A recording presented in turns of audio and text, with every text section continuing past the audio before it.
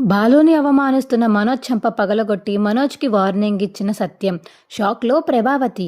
అసలు ఇదంతా ఎలా జరగబోతుందో తెలుసుకోవాలనుకుంటే ఇప్పుడే మా ఛానల్ని తప్పకుండా సబ్స్క్రైబ్ చేసుకుని మా వీడియోని ఒక లైక్ చేయండి. పక్కనే ఉన్న గంట సింబల్ మీద క్లిక్ చేసి నోటిఫికేషన్స్ ఆల్లో పెట్టుకోండి. అప్పుడే మేము చేసే వీడియోలు మీకు రోజు వస్తుంటాయి. ఇక రాజేష్ వాళ్ళనైతే మనోజ్ అవమానించి పంపించడంతో మీనాకి చాలా కోపం వస్తుంది. ఇక బాలు రాగానే, ఏవండి ఇలా ఇంటికి వచ్చిన అతిథుల్ని ఇష్టం వచ్చినట్టు తిట్టేసి పంపించినట్టు చేశాడు మీ అన్నయ్య. ఇవాళ పుట్టినరోజు కాబట్టి ఏమీ అనలేకపోతున్నాను, లేకపోతే మీ అన్నయ్యకి చెడామాడ ఇచ్చేద్దును. రోహిణి పక్కనే ఉంది, మరి రోహిణి రెచ్చగొడుతుందో లేకపోతే ఆపుతుందో ఏం చేయకుండా సైలెంట్గా ఉందో నాకైతే అర్థం కావట్లేదండి. చాలా బాధేసింది. అన్నయ్య కాబట్టి అర్థం చేసుకుని వెళ్ళిపోయారు. ఇంకెవరైనా వచ్చుంటే ఏంటి పరిస్థితి అని చెప్పేసి ఇక మీనా అంటుంటే, ఏంటి ఇలా చేశాడా వాడు, రేయ్ బయటికి రా లక్షలు మింగినోడా, రేయ్ కళ్ళు పోయినాడా కిందకి రారా అనిక బాలు గట్టిగా అరుస్తుంటే, ఏంటి ఏంటి ఇప్పుడు ఏమైందా ఏంటి టిఫిన్ కోసమైనంత కొట్టుకుంటున్నావు? కిందకొచ్చి మీనాని అడిగితే మీనా ఒక ప్లేట్లో ఇస్తుంది, పైకి వెళ్ళి కూర్చుని తినచ్చు కదా, లేకపోతే ఇక్కడ సోఫాలో కూర్చుని తినచ్చు కదా, మా ఫ్రెండ్ వచ్చాడు నీకు కనిపించలేదా, ఆ మాటలేంట్రా, ఇంటికి వచ్చిన అతిథిని అలాగే మాట్లాడతారా అని చెప్పేసి ఇక బాలు అడుగుతుంటే, రేయ్ నాకు మాటలు అలానే వస్తాయి, అసలుకే చెప్పాను ఇవాళ నా బర్త్డే అక్కడికి వెళ్ళి కేక్ కట్ చేయాలి, డీలర్స్ అందరూ నా కోసం వెయిట్ చేస్తూ ఉంటారని చెప్తుంటే నా మాట వినకుండా మీరు ఇష్టం వచ్చినట్టు మీ ఫ్రెండ్స్కి అందరికీ వండి పెడుతూ కూర్చుంటే నేను వెయిట్ చేయాలా?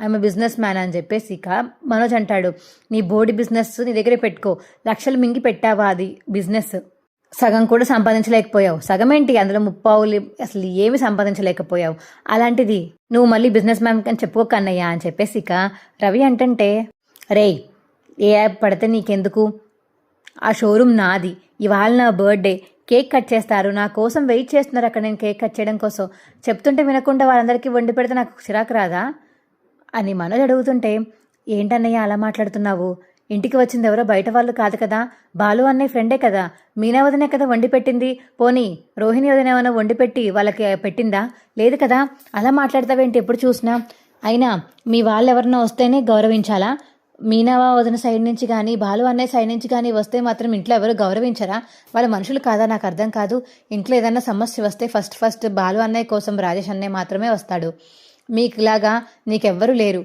నీకు ఇదిగో బాలు అన్నయ్య నీ కళ్ళు పోతే మొత్తం రోడ్డు మీద పడి అందరినీ అడిగి ఆ డబ్బులతోటి నీకు ఆపరేషన్ చేయించాడు మా అన్నయ్య అని చెప్పేసి ఇక రవి అంటుంటే, రే ఆపరా చాలే ఇంక చెప్పావు, డబ్బులు ఇచ్చేస్తానని చెప్పాను కదా అని మనోజ్ అంటాడు, చాలా ఇచ్చావులే, నువ్వు ఇచ్చిన డబ్బులన్నీ లెక్కెట్టుకోలేక చచ్చిపోతున్నాను రా బాబు, ఎన్ని లక్షలు ఇచ్చావో కదా నాకు నువ్వు అని బాలు అడుగుతుంటే, ఏంట్రా వెటకారమా, లేకపోతే మమకారం, నువ్వెంత ఇచ్చావు రేపటికొచ్చి నాకు, తీసుకున్న వాటిల్లో సగం కూడా ఇవ్వలేదు, ఇంకా దొబ్బుకుపోతున్నావు తప్ప, మింగెళ్ళిపోతున్నావు తప్ప, డబ్బులు మాత్రం మా కళ్ళకి కనిపించట్లేదు, వచ్చిన డబ్బులన్నీ ఎలాగోలా నాశనం చేసేస్తున్నావు, ఎప్పుడు ఇస్తావో ఏంటో చిరాకు వచ్చేస్తుంది నేను చూస్తుంటే, అయినా మా ఫ్రెండ్ ఇంతలా అవమానించావు, అసలు నిన్ను మొహం కూడా చూడబోద్దు ఏంటి, నాకు పో వెళ్ళి డీలర్స్ మీటింగ్ దగ్గర తింటావో ఏం చేసుకుంటో చేసుకోపో అనిక బాలు చెప్పడంతో, ఏంటి నాకు టిఫిన్ కూడా పెట్టరా, టిఫినే కదా నీకు కావాలి ఉండు అని అక్కడ ఉన్న పెసరట్టు తీసుకువెళ్ళి ఇక మనోజ్ నోట్లో అయితే కుక్కేస్తాడు బాలు.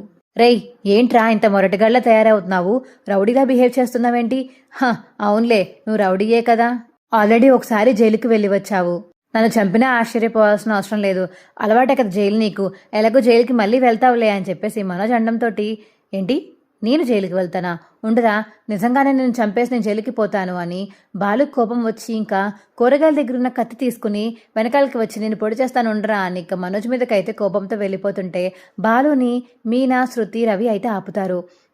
అమ్మా నాన్న త్వరగా రండి అని మనోజ్ గట్టిగా అరిచేసరికి ఇక సత్యం మరియు ప్రభావతి కిందకి వస్తారు. సత్యం వచ్చి బాలు చేతిలో ఉన్న కత్తిని కింద పాడేయమని చెప్పడంతో ఇక బాలు కత్తిని కింద పాడేసి అలా నించుని ఉంటాడు. అసలు ఏం జరుగుతుందిరా ఇక్కడ, ఏం చేస్తున్నారా ఇక్కడ, ఏరా నా కొడుకుని ప్రశాంతంగా బతకనివ్వవా, ఇప్పుడు చూసినా వాడి మీదే పడి ఏడుస్తావు, నీ నోటి మాట వల్లే వాడికి కళ్ళు పోయాయి, ఇప్పుడు కూడా ఏదో ఒకటి అంటానే ఉంటావా, వాడి పుట్టినరోజు కూడా వాడిని ప్రశాంతంగా ఉండనివ్వవా అని ప్రభావతి తిడుతుంటే ఇక బాలుని, ప్రభా నువ్వు ఆపుతావా, రేయ్ అసలు ఏం జరిగిందో చెప్పరా, నీకు ఇంతకింత కోపం ఎందుకు వచ్చింది, కత్తి తీసి పొడుస్తాను చంపేస్తాను అన్నంత కోపం నీకు ఎందుకు వచ్చిందో చెప్పరా అని సత్యం అడిగేసరికి బాలు మాత్రం ఏం మాట్లాడకుండా అలా బాధతో నించుని ఉంటాడు. అది కాదు నాన్న, ఏమైందంటే ఇదిగో మనోజ్ అన్నయ్యే, చంపేస్తావా, అయినా జైలుకి వెళ్ళావు, రౌడీలాగే ఉన్నావు అని కావాలని అన్నయ్యని రెచ్చగొట్టాడు, అందుకనే అన్నయ్య దా పొడిచి చూపిస్తాను అని కత్తి తీశాడు. ఇద్దరిది తప్పు ఉంది నాన్న అనిక రవి చెప్పేసరికి, ఏరా మనోజు, వాడు అసలు జైలుకి ఎందుకు వెళ్ళాడో నీకు తెలుసు కదా, తెలిసి కూడా మళ్ళీ కావాలని ఆ వర్డ్ ఎత్తితే నీ గురించి నిజాన్ని అందరి ముందు బయట పెట్టాల్సి వస్తుంది. అయినా ఏమనుకుంటున్నావురా నువ్వు? ఇన్ని రోజులు పోన్లే పాపమని ఊరుకుని దాస్తే ఇంకా ఇంకా రెచ్చిపోయేవాడిని రెచ్చగొడుతున్నావు. ఇంత పెద్ద మాటలు అంటావా అనిక మనోజ్ని అయితే సత్యం చెంప పగలగొడతాడు.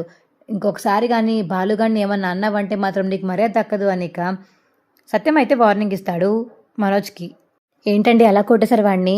ఏం నిజం చెప్తానంటారు, నాకు అర్థం కాలేదు అని ప్రభావతి అడుగుతుంటే, నీకెందుకు, నీకు అనవసరం, అయినా వీడికి బుద్ధి లేదు, ఎప్పుడు చూసినా బాలునే అంటాడు. ఏంటిది? వీడు చేసిన మాటలు అన్న మాటలన్నీ మర్చిపోతావే ఏంటి ప్రభా నువ్వు?